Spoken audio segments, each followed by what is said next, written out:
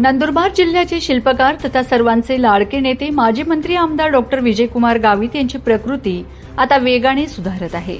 त्या पार्श्वभूमीवर भारतीय जनता पक्षाचे प्रदेशाध्यक्ष रवींद्र चव्हाण यांनी रुग्णालयात जाऊन माजी मंत्री आमदार डॉक्टर विजयकुमार गावित यांची भेट घेतली। आमदार डॉक्टर विजयकुमार गावित यांच्या प्रकृतीत 2 महिन्यांपूर्वी हृदयविकारामुळे बिघाड झाला होता। त्यावरील उपचार चालू असल्यामुळे मुंबई येथील रुग्णालयात 2 महिन्यांपासून दाखल आहेत। पूर्वीपेक्षा आता वेगाने प्रकृतीत सुधार होत असून सर्व प्रकारच्या उपचारांना उत्तम प्रतिसाद देत आहेत। त्यामुळे व्हिडिओ कॉलद्वारे त्यांची भेट घेऊ इच्छिणाऱ्या सर्वांशी त्यांनी संवाद सुरू केला आहे। संसदरत्न माजी खासदार डॉक्टर हिनाताई गावित यांच्या माध्यमातून जिल्हाभरातील कार्यकर्त्यांशी त्यांचा संवाद घडताना दिसत आहे।